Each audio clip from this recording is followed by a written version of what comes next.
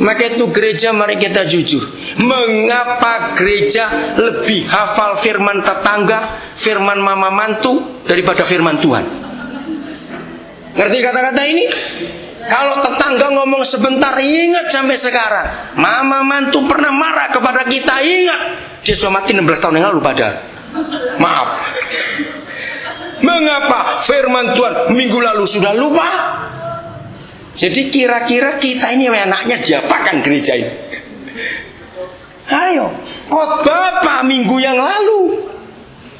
Digaruk-garuk dulu, apa ya? Iya ya, terus buka-buka catatannya.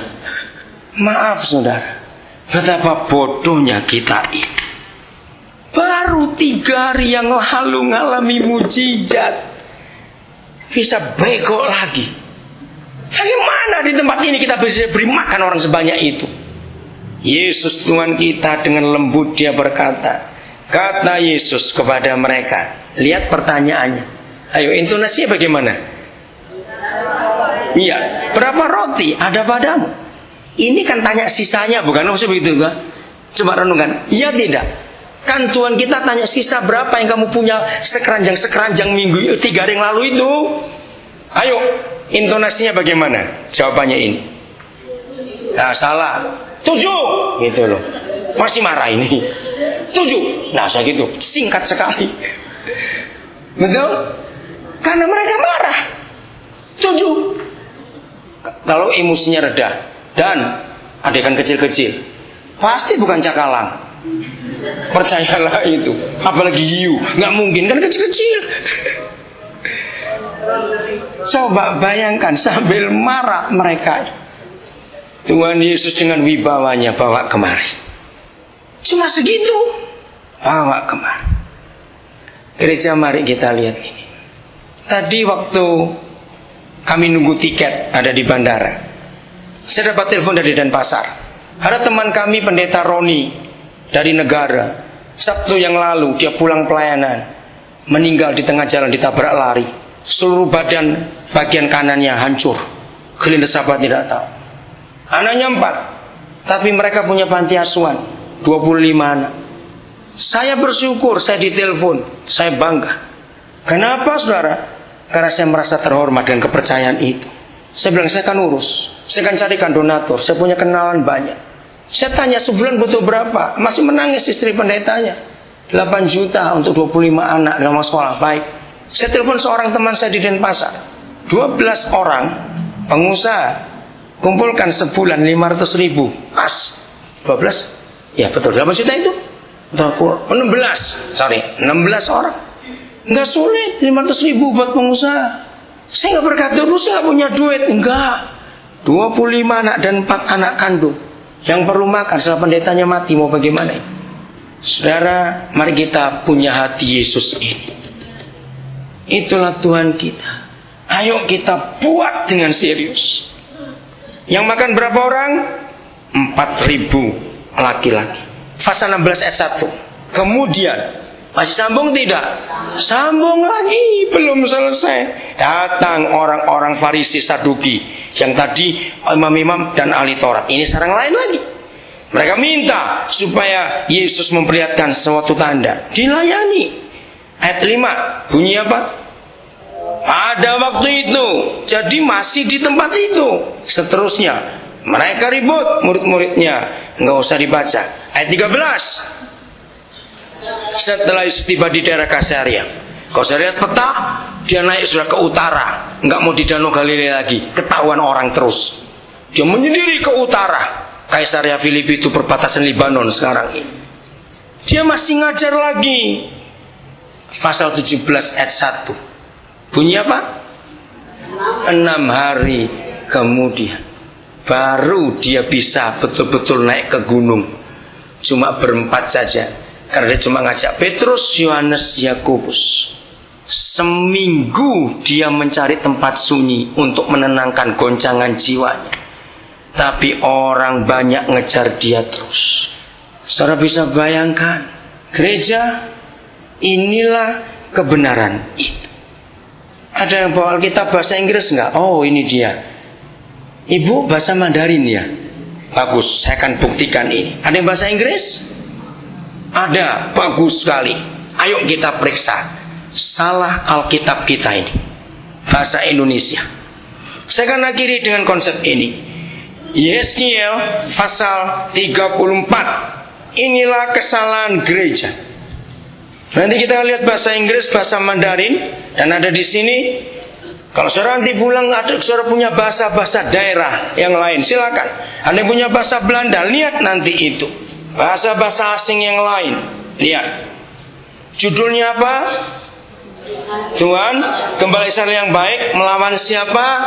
Gembala-gembala yang jahat.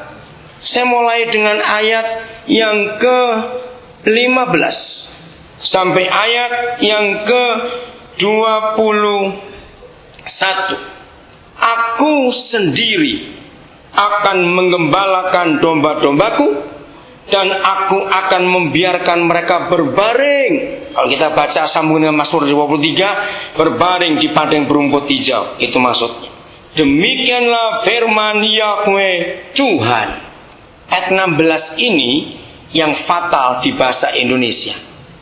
Dan gereja-gereja sekarang, khususnya karismatik Pentakosta, memakai ayat ini secara salah.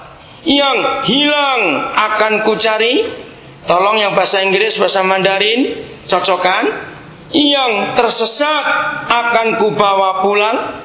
Yang luka akan kubalut. Yang sakit akan kukuatkan. Nah, di sini salahnya. Serta yang gemuk dan yang kuat akan kulindungi. Ini bahasa Indonesia. Bahasa Inggris bilang apa, Ibu? Ya teruskan. But I will destroy. Nah, I will destroy the fat and the straw. Kebalik 180 derajat. Ketemu Ibu bahasa Mandarinnya? Yeskiel belum, coba deh cari. Mengapa bisa salahnya fatal? Dan anehnya lembaga Alkitab sudah diperingatkan sejak tahun 70-an, saudara, nggak pernah diganti. Justru Tuhan gembala yang benar akan menghancurkan yang sehat dan yang kuat, yang gemuk dan yang kuat. Mengapa mereka harus dihancurkan oleh gembala yang benar? Saya akan buktikan ini kepada saudara. Ketika saya bicara di banyak gereja yang anggotanya orang-orang kaya, Yohanes 3:16 tidak akan ada artinya tanpa Lukas 15. Coba dengarkan. Yohanes 3:16 tidak akan ada artinya tanpa Lukas 15. Siapa yang hafal Lukas 15? Ada kisah apa? Apa yang hilang? Yang pertama domba hilang, kedua apa? Uang hilang, ketiga apa? Anak yang hilang. Nah, Yohanes 3:16 itu jabarannya, penjelasannya di Lukas 15 itu. Dunia sedang terhilang, tapi bersyukur. Lukas 15 itu happy ending, katakan amin. Yang hilang semuanya ketemu. Dan Lukas 15 adalah satu-satunya pasal dalam Alkitab yang menunjukkan, memberitahukan kepada dunia kapan dan bagaimana seluruh isi surga bersukacita dan bergembira. Kalau ada apa? Cepat jawab. Ada berapa orang? Satu orang berdosa saja bertobat, itu surga bersorak-sorai. Lihat gereja sekarang. Kapan gereja bersukacita? Kalau dapat keyboard baru, harus beli mobil pelayanan baru, itu sukacita gereja sekarang. Punya gedung baru, nggak ada ayatnya itu di Alkitab. Maka kalau surga bersukacita karena satu orang berdosa bertobat, gereja pun harus bersukacita kalau ada satu orang bertobat. Berarti kalau sekian tahun gereja itu nggak ada satu orang bertobat, maka nggak ada sukacita surga di gereja itu. Dan perikop pertama, Yesus Tuhan kita berkata, gereja yang benar, dengar ini baik-baik, gereja yang benar adalah gereja yang rela meninggalkan yang berapa? Gak usah ragu-ragu. Yang berapa? 99. Dan pergi keluar mencari satu yang tersesat.